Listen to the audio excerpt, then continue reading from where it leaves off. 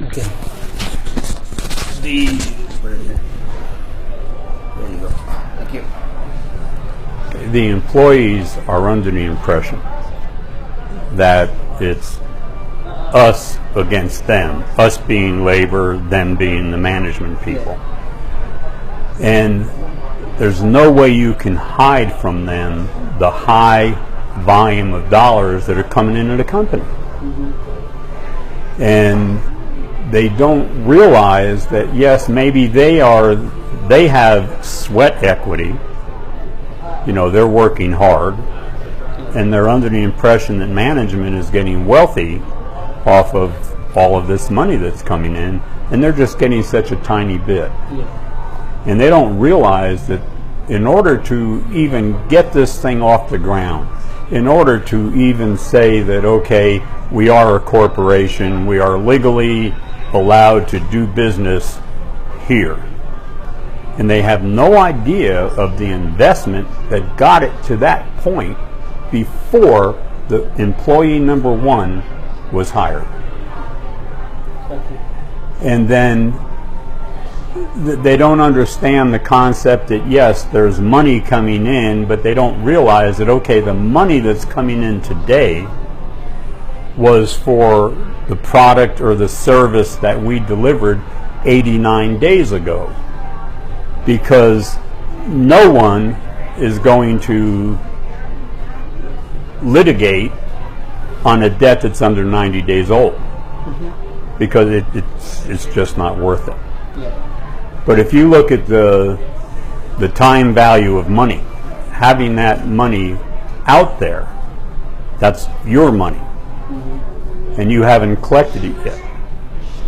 But if you walk up to one of your employees, even your foreman, your journeyman level, your more highly compensated employee, and say, Harry, I'm not going to be able to pay you this month, but I'll make it up to you, the following month. Harry's gone. He's going to go work for somebody else. So you have to meet your payroll. Number one, it's a legal obligation because you're doing business where there are laws protecting employees. This is a general model for all businesses. This is Business 101. Business 101. And the biggest mistake employers make is they don't educate the uneducated. They don't teach this in high school. A lot of times they don't teach this in college unless it's a business degree. So most employees just don't grasp the concept. It's not that they're incapable mentally of grasping. They've never been exposed to it. So what I used to do when I was consulting was I would suggest that my clients, the employers, next time you have a meeting with all your employees, pass your electric bill around. You've got a 50,000 square foot factory here. You're running everything on 440 volts. So what do you call those meetings that you suggested? They can be production meetings. They can kind of be like to show the numbers to everybody. So no, the purpose is not to show the numbers. The purpose is kind of, we're going to retool this area, and we're going to do this, we're going to do that. And while you're telling them where you're going, and I think it's a big mistake not to let them know where you're going, because every idea management makes is stupid because they don't understand it. So if you try to explain it to them, it does a couple of things. It helps them understand why you're doing what you're doing. It also makes them feel more a part of it. And employers, the companies, don't educate the employee on the interdependence between labor and management.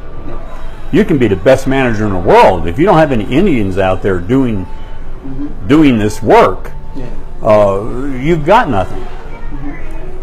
These people out there doing the work, unless you're out advertising, which is very expensive, supporting the sales staff to let people know that, hey, this is what we do, it's really good, and you're going to benefit from it.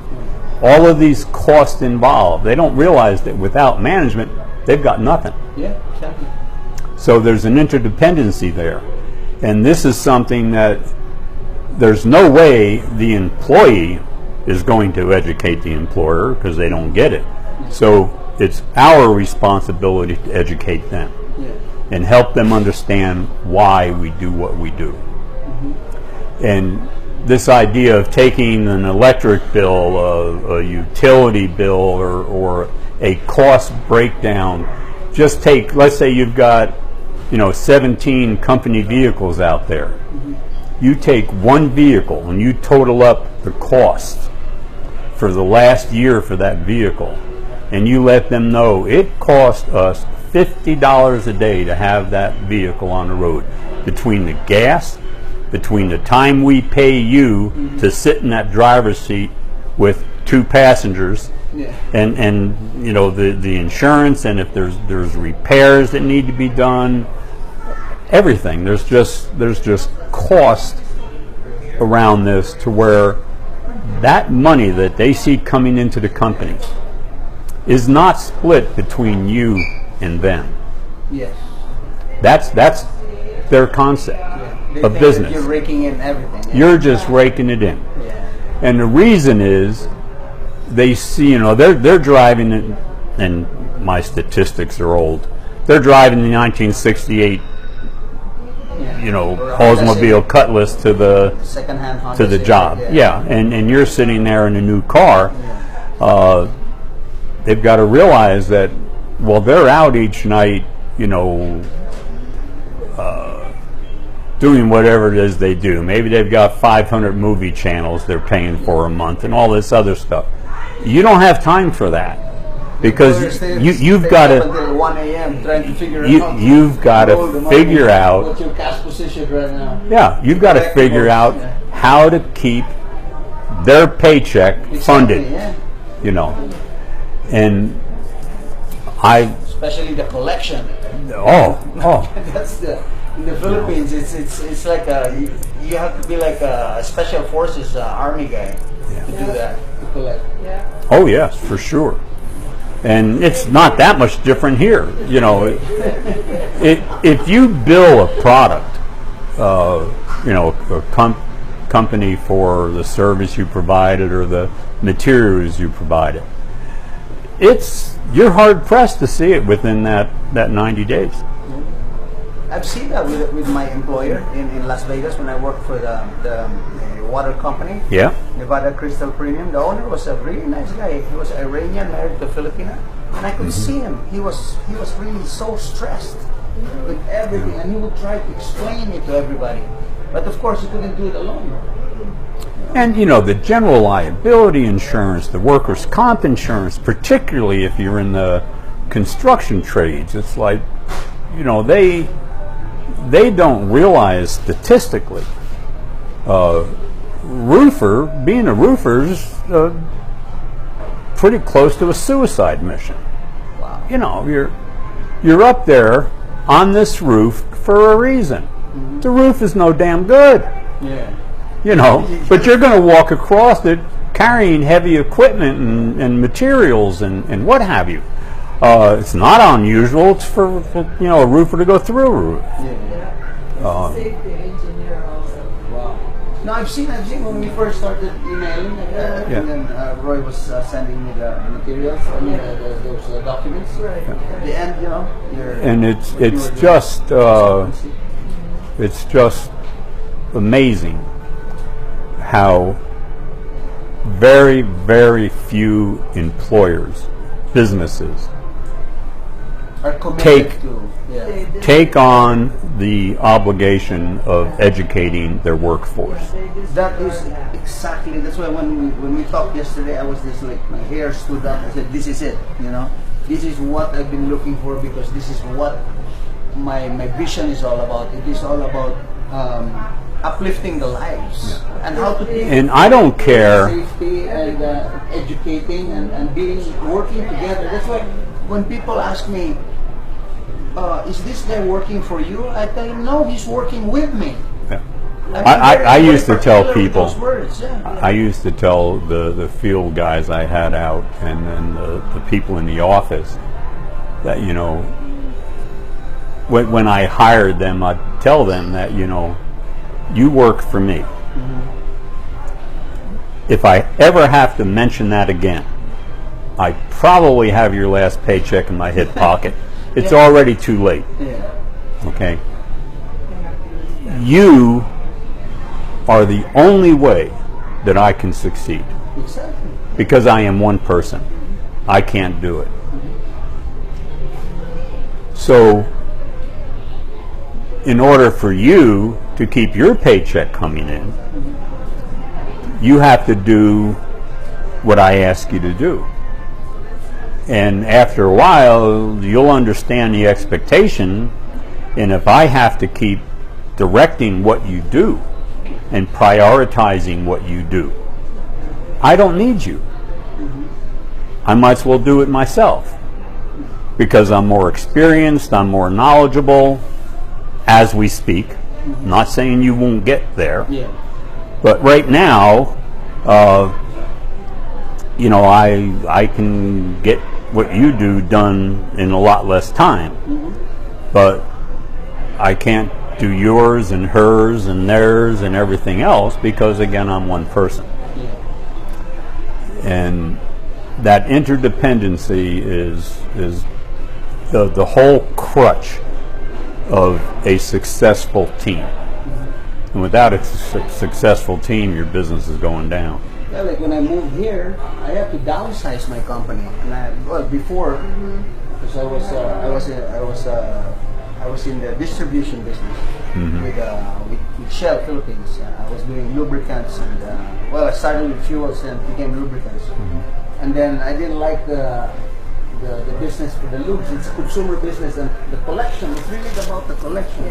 It's like my money was just out there, and then I'm not a bank, you know. I was not in the banking business, but you know, it's the collection. But it's just you got to give credit. Yeah, There's you are. competition. So I terminated the lubricants and I stayed with fuels. But when I moved here, I had to downsize, and it broke my heart because I had to lay off. Well, in the Philippines, you don't lay off.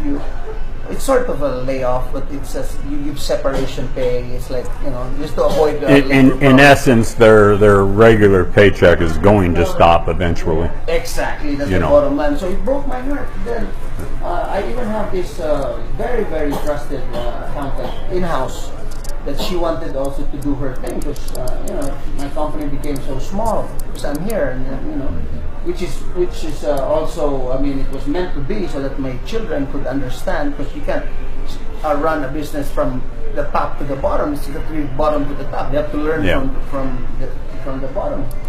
So there was an accountant that she wanted to resign and open her own business of baby clothes. And the girl, and I love it. This girl, Araceli, yeah. Daha, she's Amar before and she got married. So I told her, hey, I'll partner with your baby clothes because because I don't want you to go. Yeah, we talked about her. I don't want you to go. And then she said, okay, I'll just help you with your accounting. And that's exactly what we're talking about. I am nothing without them. That's why I always say, you don't work for me, you work with me. A lot of people don't realize that, you know, the grunt workers, I don't like that term, but just to make my point, the most basic employee, that is where the rubber meets the road. And your business is like a car. If the rubber doesn't touch the road, the car's not going anywhere. And it doesn't matter how expert the driver is, the high technology of the propulsion device, engine, whatever. It's all where the rubber meets the road. So this thing, like in the Philippines, we have the land reform law. So it's a split up.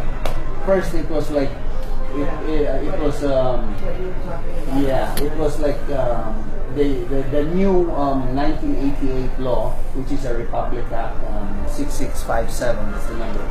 It was the retention, the person that owned like a vast number of acres. It was copied by the Presidential Decree 27 from 1972. So it started at 7 hectares for each person. Then it was it was made to 5, and then now it's 3.5, something like that. It became smaller. So now, if that's distributed to each and every farmer, or I don't want to use the word laborer. They're called laborers, but they're the people living in that area, in the land. So they're called the farmer beneficiaries. So now, if you have 3.5 hectares, what are you going to do with that? And then these guys were never businessmen to start with. That's what you were saying with the Indian what do you call this, tribal council. Yeah. Here comes a business, and it's like working with them. So you have to work with them, but this is the government working with them, which was even worse. So it is a complete failure. Everybody knows that. So government needs help also. It's not just, okay, we're going to leave it to you. And of course, everybody's also tired with the government because they have never helped. They're always there. How can they help when they only think about what's going to go inside their pockets? Yeah. So it's a big mess. This tourism thing that you're thinking about putting together. Now, keep in mind my history is risk management. Okay. Do you know what a risk manager does? Not really. Okay. A risk manager goes through his professional life asking himself 3 questions over and over and over again. Question number 1, what can go wrong here? Number 2, what can we do to minimize or eliminate that risk? Question number 3, how can we recover and resume normal operation? And then you take those 3 answers and you go back again. Okay, what under this new model, what can go wrong here? You know, and you look at that. So you're thinking about putting together a resort complex of sorts, entertainment and what have you. Yeah, that's the direction. In the Philippines. Yes. Where are your customers, clients? Where is your income going to come from? China and Korea, and probably here, U.S. Okay. Europeans too. So what happens if this terrorism thing gets out of hand and people just get reluctant to travel? Yeah. In China, there are resorts. In Korea, there are resorts. In the United States, there are resorts. Yeah, Vietnam too. They don't have to fly to them. Okay? Yeah. So you've got to... It's safer there. Yeah, and you've got to look at what the people see. I don't know what the tourism numbers are in the Philippines now, but my guess is the way the international news has been representing your current president and his actions. Yeah. It's almost like now it's run by a rogue government. Elizabeth and I we were going to move there, but we changed our mind because it's like, oh my God, the turmoil. Yeah. You know, this guy's talking to China, he's talking to Russia. What's it going to be in the next 5, 7, 10 years? So I would say before you invest a whole lot of energy and resources and everything, I'd kind of take a look at that because that concerns me. Actually, the tourism part of my development will be on the last phase. What we're doing right now is commercial because right now it's all sugarcane. Okay. So we're starting with like a small. We have like a Costco type of establishment in the Philippines, but it's just for the Philippine standard. Okay. So the owner is a good friend, so he's going to start his establishment there. So it's commercial. Then we're going to do like a wharf to cross to the other island, Cebu.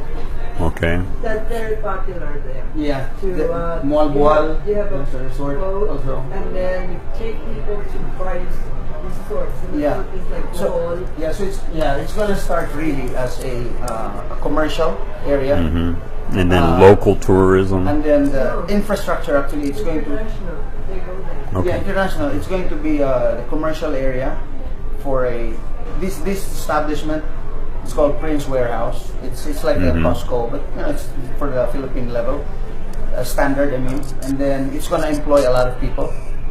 So they're going to be, they're going to be like supervisors, going to be cashiers, going to be people working in the warehouse and stuff like that.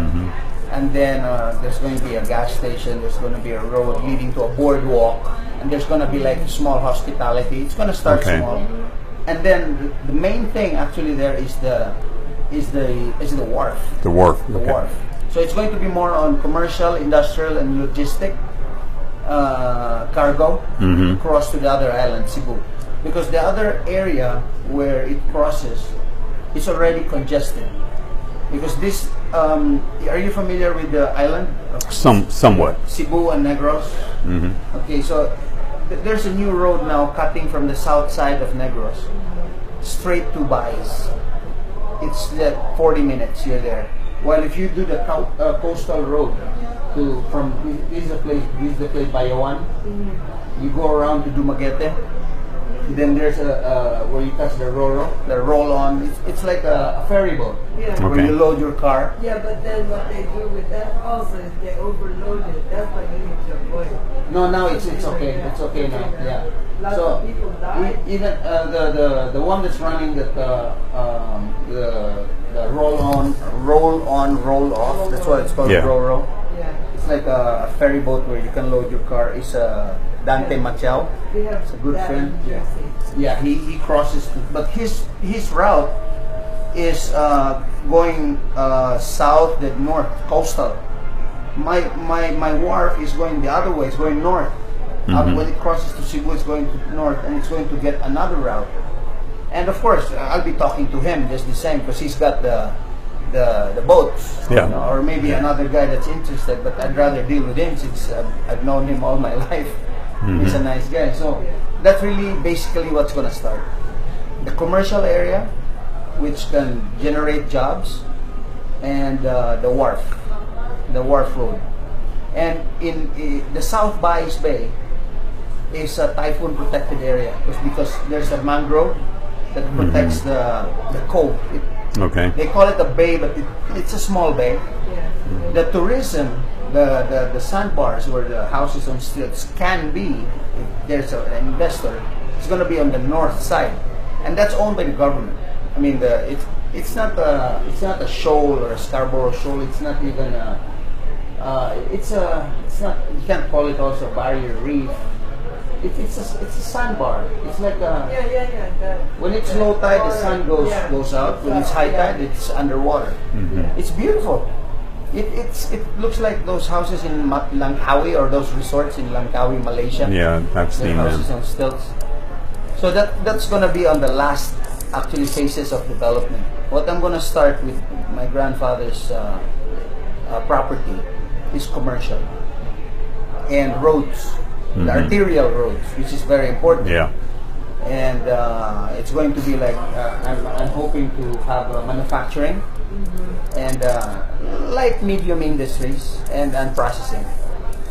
Then with commercial establishments and a bus terminal for the wharf, so that it can cross. So that's it's going to start like not international for investors, even local investors can start with that way. Because as long as you have a core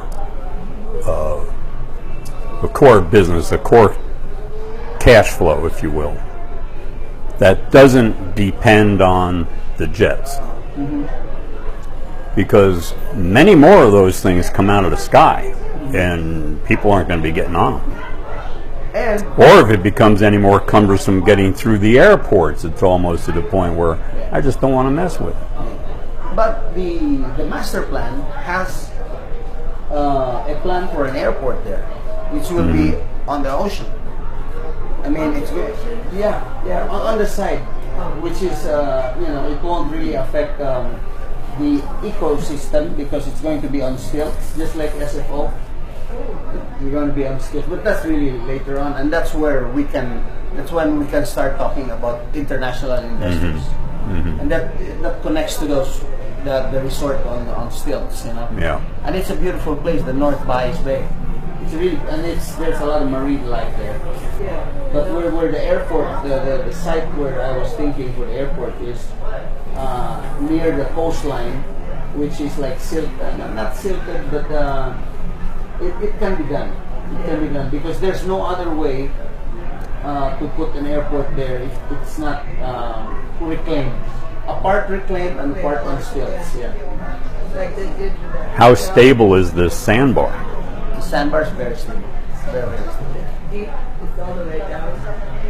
No, Sandbar. the sandbar, yeah. No, it's I'll show you the geo map. It's How far down do you have to you go can to walk hit the rock? You can walk to the mainland when it's low tide. Yeah, but how far down is the bedrock or the solid lava or whatever that you can anchor to? Yeah, the depth of it. I don't know. Because you know you've always heard the saying "shifting sands." Yeah, that yeah. comes to my mind when you're talking about building something on a sandbar. Yeah. Yeah. That's Well, that risk manager in me coming out. Okay, Yes. what can go wrong here? Yeah. Well, Sand goes away. We have 5 houses on stilts that have been there for like 2 decades already. And those 5 houses, they generate $120,000 a year just on rent alone. That's with no drinks, no food. Yeah. Just rent. 120 grand a year. That goes to the government of Manhuyo. Okay. They own it because the sandbar was really owned. I mean, it really connects to Manhuyo. Right. It's not from. Can I address the house on stilts for 2 decades for a minute? Sure. When we lived in New Jersey, the storm came by known as Sandy. Yeah, I heard about it. There was a marina where we knew people that we had just sold our boat to. They left the boat at that marina, and then the forecast comes for Sandy. So you called them. So I called them and I said, you know, we live a little inland. Would you like me to go out to the marina, pick up the boat? I'll take it back to the house for you. And they said, well, I'll get back to you. And they called the guy at the marina, and he said, I've been here for 35 years. Nothing's ever happened. Well, Paul, that marina is no more. It is gone. Wow. So Our boat was lost for their boat was lost for over 3 weeks. I thought the boat was under the water. I thought the water took it because the water came in. Yeah. But you know, and that was 35 years, and you're banking your future on a 20-year history. Weather is a weird phenomenon, and it is just as unpredictable The as Philippines is anything. an archipelago, Right. so we have really islands that are protecting. We're not really, we don't get hit with really like Like that. cyclones or we have Yeah. typhoons that are just Temporary, like summer, and no worse. Summer, nothing compared. Summer is really bad. Open. It's open. You're Yeah, facing they're the open. Yeah, they're right there. Pacific Ocean. yeah. This And one is is in the cold. Yeah, it's because of they call it the Cuernos de Negros. It's those big mountains in Negros. Port.